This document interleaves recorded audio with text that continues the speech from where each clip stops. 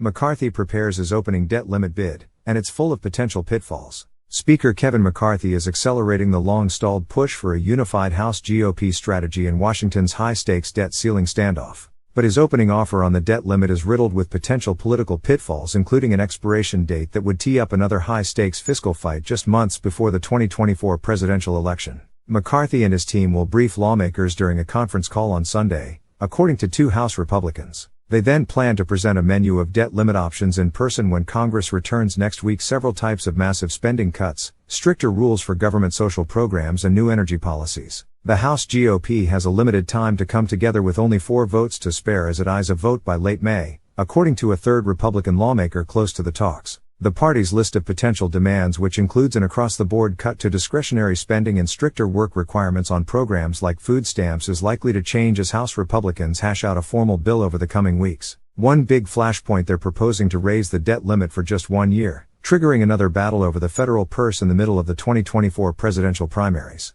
The Republican lawmaker close to the talks, who spoke candidly on condition of anonymity, called leadership's forthcoming proposal just an opening salvo and said there's no specific whip count of support underway yet. But McCarthy and members of his leadership team are hard at work behind the scenes. That includes 2 months of rank-and-file listening sessions with House Majority Whip Tom Emmer, Republican Minnesota 6 to 10 members at a time, and broader talks led by McCarthy and Representative Garrett Graves, are law among various factions within the conference, designed to solicit ideas. Certainly leadership wouldn't put this on paper without having spoken to a number of people, Republican Study Committee Chair Kevin Hern, Republican Oklahoma, said, estimating that he had been in no less than 10 of those meetings in the last few months. This is a culmination of all the conversations from leadership, from Speaker, from Majority Leader, from the Whip, talking to so many people over the last 85 days about what they'd like to see in a debt limit deal. And that's why you're seeing this, he added. The stakes couldn't be higher for McCarthy. The California Republican must avoid a misstep that would weaken his speakership, which any single frustrated member could force a vote to terminate. And unlike other GOP agenda items, which satisfy the party base despite their slim chances of becoming law, any debt ceiling moves are bound to draw internal criticism while possibly exacting economic consequences. McCarthy is slated to deliver a speech Monday at the New York Stock Exchange that's expected to focus on the debt limit.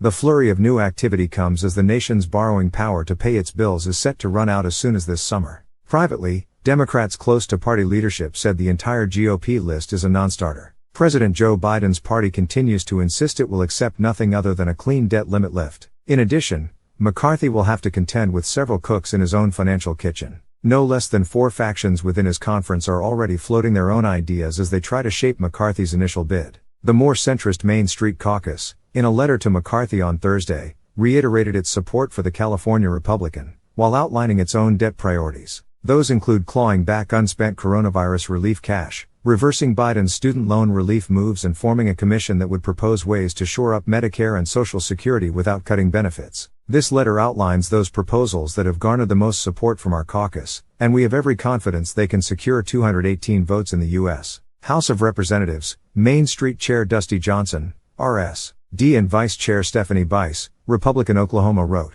some of their ideas are also included in GOP leadership's draft proposal. The Bipartisan Problem Solvers Caucus has also presented its own ideas to members in Zoom meetings over the recess. Meanwhile, Hern has not only put out a debt playbook for the Republican Study Committee, but is now pushing for a specific timeline. He added that while leadership had to be wary of deal killers, Republicans are well positioned to be able to hold a vote by the end of this month. To bolster his push to hold a debt vote quickly, Hern is delaying the release of his group's balanced budget proposal, which he had previously vowed would be out by April 15, until May. The Republican Study Committee moves are in addition to those by the ultra-conservative House Freedom Caucus, which sparked grumbles from across the conference when it publicly outlined its thinking on the debt ceiling, though its chair, Representative Scott Perry, RPA, stressed that the group wasn't making demands. Republicans involved in the talks said their members understand the need to coalesce behind a single debt measure. Their goal: convince Democrats that they're serious about slashing spending. We need to get to 218 votes, get it passed with the most conservative 218 votes in the conference, and get it sent to the Senate, and then let the President and the Democrats in the Senate tell the American people why they didn't want to change the direction of the spending that's caused the inflation that we're seeing today, Hern said. The GOP's list, which is widely circulating on K Street, does not include not everything that will go into the debt limit bill, according to a half-dozen people close to Republican leadership. While the party hasn't formally decided how much in across-the-board spending cuts to support, Republicans are clear that they plan to pare back large chunks of discretionary spending to fiscal year 2022 levels. The GOP's proposal includes a 1% uptick each year after that, though some Republicans have called for more stringent spending cuts. Others in the GOP conference are agitating for caps on defense spending, too, creating another likely conflict with colleagues who don't want to trim the Pentagon. What's not included in the emerging GOP proposal: a conservative push to claw back $80 billion for tax enforcement that was included in Democrats' tax, climate and health bill last year. Also left out are border policies pushed by Representative Chip Roy, Republican Texas, and others on the right.